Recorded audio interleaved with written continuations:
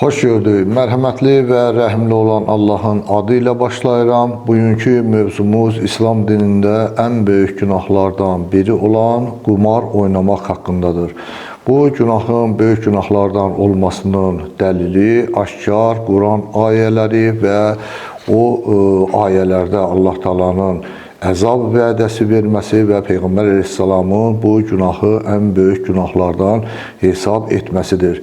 Qumar ərəb dilində məysir deməkdir və bu əməl şərabla birlikdə qoşa şəkildə çəkilir və həmin bu əməlin şərabla birlikdə Allah Taala haram etmək üçün demək olar ki, eyni ayələr göndərmişdir və bildiyimiz kimi Quran-ı Kərimdə yanaşı çəkilən ibadətlərdən ikisi var, onlar namaz və zəkatdır. Allah Taala Quranda 28 ayədə namaz qılın, zəkat verin deyə buyurmuşdur. Burada da onlar bir-birindən bu ibadətlər necə ayrılmazdırsa, burada da şərabla qumar bir-birindən ayrılmaz bir əməl olaraq göstərilir və Allah Taala onları qadağan etmək üçün müəyyən vaxtlarda bildiyimiz kimi 4-5 ayə şərab zaman-zaman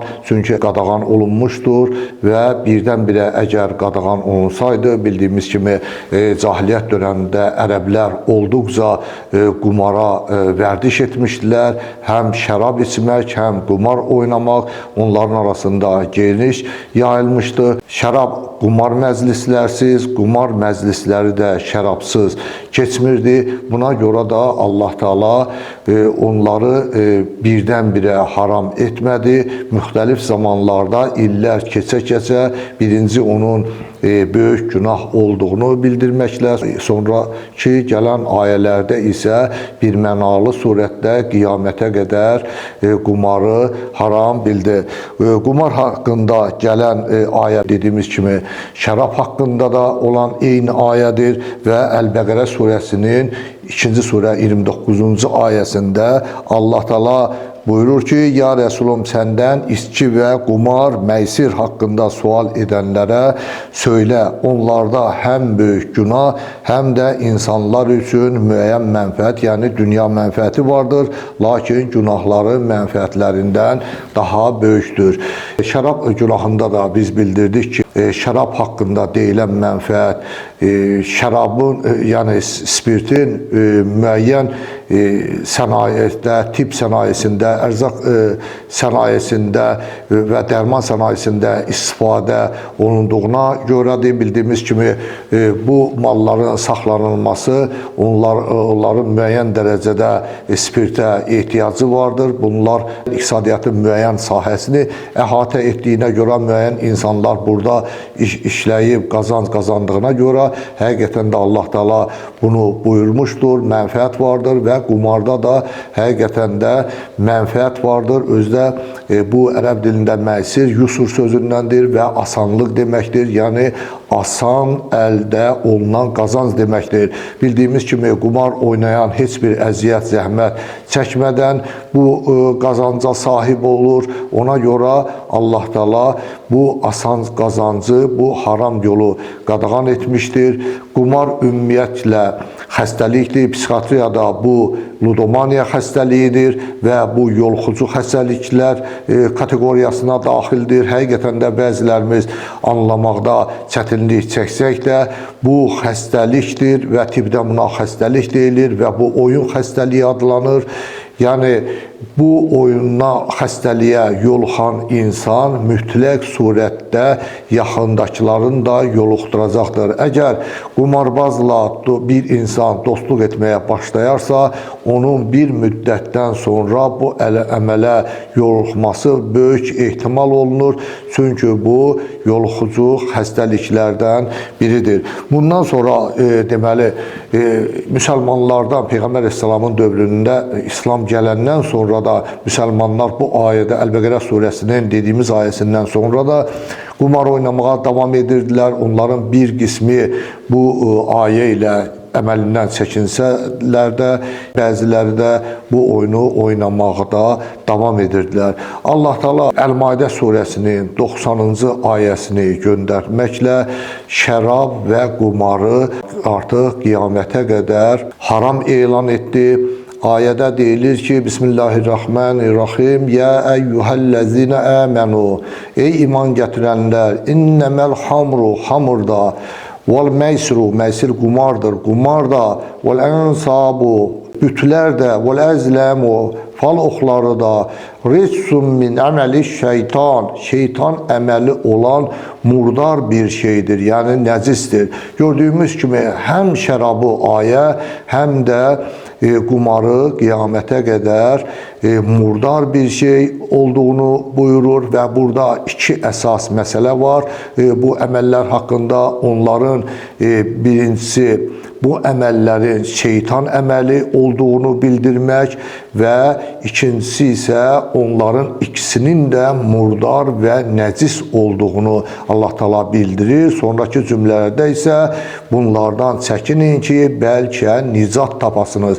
Deməli, bu əməlləri insanın etməsi ilə onun nicat tapması mümkün deyil ayəyə görə və Peyğəmbər əleyhissalamdan da hədislər vardır ki, bir çox pis əməlləri insanların arasında şeytan ixtira etmişdir. Bu, şeytanın icadlarındandır. Həqiqətən də kəşf deyil, bu icaddır. Çünki bu, olmayan bir şeyin yaradılmasıdır. Şərabı da, qumarı da, sələmi də, bildiyimiz kimi bir çox başqa pis əməlləri də şeytan icad etmiş və insanlar arasında yaymışdır. Burada da Allah Teala və Peyğəmbər əleyhissalam da bildirir ki, bu əməllər şeytan insanların içərisində yaymaqla onları Allahın yolundan azdırmaq və ibadətdən uzaqlaşdırmaq idi. Allah Teala növbəti ayə ilə yenə də şərab və qumarın şeytan əməl olduğunu xatırladır. Əl-Maidə surəsinin növbəti 91-ci ayəsində artıq bu əməli edənlər xəbərdar olunur. Allah Teala buyurur ki, şübhəsiz ki, şeytan içki və qumarla aranızda ədavət və kin salmaqdan və namaz qılmaqdan ayırmaq istəyir. Artıq bu işə son qoyacaqsınızmı? Yəni, Allah Teala bildirir ki, bunun əsas məqsədi vardır. Yəni, iblisin əsas məqsədi insanlar arasında kin, ədavət salmaq və onları namazdan, yəni Allaha ibadət etməkdən yayındırmaq, çəkindirməkdir. Həqiqətən də biz şərab və qumar oynayanların arasında dava-dalaşı biz görürük. Onların arasında cəmiyyətdə onlar kin, ədavət salmaq və bu pis əməlləri insanlar arasında yaymaq və onların yoluxdurmaq, bununla da onlara Allah yolundan, namazdan, ibadətdən onların yönələ biləcəkləri ehtimalını belə aradan qaldırılmış olurlar ki, bu da böyük, iyrənc bir cəsarətdir və murdar bir işdir. Qumar özü mənbələrdə olan məlumatlara görə eramızdan əvvəl yaradılmışdır, demək Çində yaranmışdır. Tombala oyununun inkişaf etmiş versiyası olan Koni oyunu eramızdan əvvəl 200-cü ildə yaradılmışdır və o vaxtı Böyük Çin səddinin tikintisində olan xərclərin böyük hissəsi Koni oyunlarından əldə olunan vergilərdən toplanmışdır və bununla Çin səddi başa çatdırılmışdır. Bildiyimiz kimi əvvəllər deməli qumarxanalarda saat və pəncərə olmurdur. Bu indi də bu şəkildə keçərlidir. Çünki pəncərə havanın, dolayısıyla zamanın, saat isə birbaşa zamanın göstəricisidir. Deməli qumarxanaları işlədənlər gələn müştərilərin saatı bilməsini və zamanın keçməsindən xəbəri olmalarını istəmirdilər və onlar buna görə də pəncərələr havanın qaralıb işıqlanmasını bilməsinlər deyə pəncərələr də qoyulmurdu və qumarxanalarının demək olar ki, %100 hamısında içki verilir. Bunların böyük hissəsi böyük qumarxanalarda pulsuz olaraq paylanır, bahalı içkilər pulsuz olaraq paylanır. Bunlar müştərilərin sərxoş olub daha çox uduzmalarını təmin etmək üçündür və onlar bu yolla həm şərab, həm də qadınlardan, üzr istəyirəm, fahişələrdən də istifadə olunmaqla həmin məclislərin dırnaqarası rəngarəng olması və cəlbedici olmasını təmin edirlər ki, insanlar da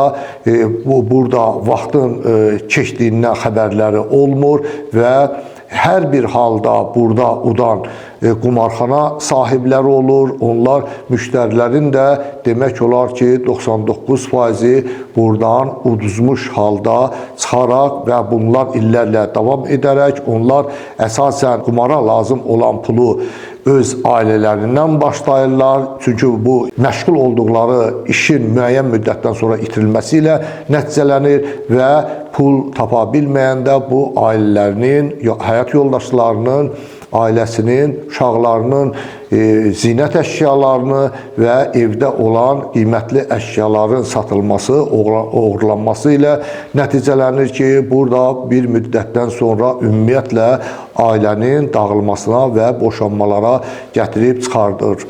Qumar ümumiyyətlə təkcə kazino oyunları deyil, müasir dövrümüzdə də tutaq ki, Amerika Birləşmiş Ştatları əhalisinin statistik məlumatlara görə 11%-i qumar oynamaqla müxtəlif şəbəkələrdə, internet şəbəkələrində qumar oynamaqla məşğuldular. Onlar əsasən poker oyunu oynayırlar. Ən qədim qumar növlərindən də biri ruletdir və bu qumar oyunlarında insanlar o qədər irəli getmişlər ki, onlar hətta əvvəldə bildiyimiz kimi ailələrində zinət əşyaları qutarandan sonra hətta ev əşyalarına da keçərək bu oyunları davam etdirmişlər və aparılan statistik göstəricilərə görə onlar da ətrafını yoluxdurmaqda davam etmişlər.